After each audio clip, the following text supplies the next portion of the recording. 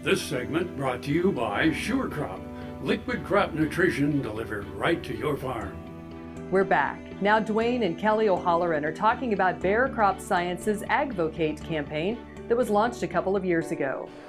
Duane James joining you once again here on Ag AM in Kansas, and a chance to catch up with Kelly O'Holloran with Bayer. And Kelly, you work in the advocating aspect of the industry and the business for Bayer's behalf. Talk a little bit about what advocating really means for agriculture.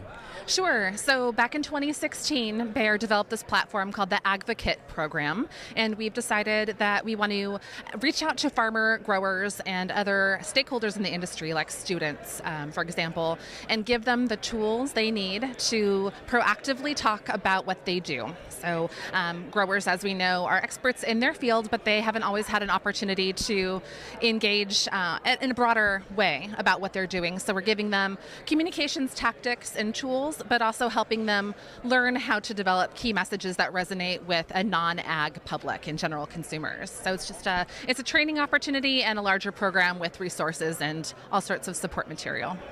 One of the big things, Kelly, that when I talk to growers and producers, they're concerned about what message do I give, and being able to speak to a consumer and get the right message across.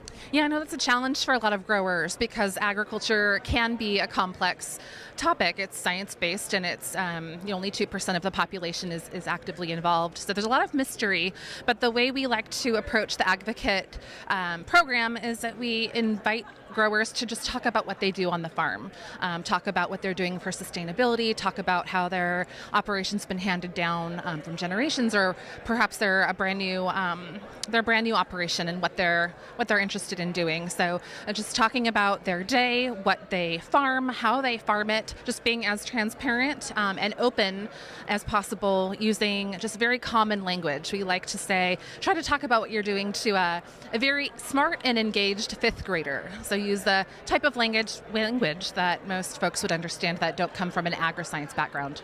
We think about the consumer. They're a public today that wants more information and really willing to learn in most instances.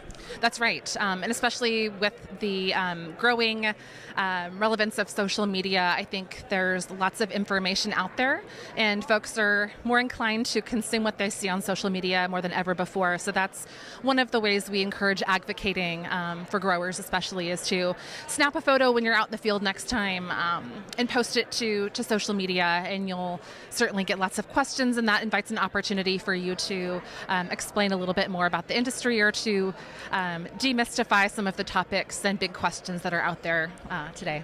We think about the opportunity to reach youth as well, and incorporating them into advocating for agriculture as well. Yeah, so at Bayer we have a terrific program called Making Science Make Sense, where we go into schools and really try to get students excited about a career in agriculture or a career in science. And then we also have terrific partnerships with 4-H and FFA. And throughout those relationships and in those programs, we always try to underline it with the message of advocating. So the more you can go out and spread the word about what we know in the ag industry, the better off everyone will be, the more informed we are. And ultimately, it's in everyone's best interest. Not only do we build a better relationship with consumers, but consumers have an opportunity to know about what it is that we do in agriculture to provide the food and fiber for them. That's absolutely right. I think we've all noticed there's a growing trend. People are more interested than ever about where their food comes from. Everyone loves taking photos of the food on their plate or out at a restaurant. Food's just part of our culture and a way we connect. So I think that's a real interesting and important touch point for growers to say, hey, I know you're enjoying that food. Did you know I grow that food? And would you like to learn some more about how I do that in a sustainable way? So. Well, our thanks to Kelly O'Holloran joining us on Ag AM in Kansas. Jamie, we'll send it back to you. Thanks, Duane. Come back after the break for this week's Angus Report.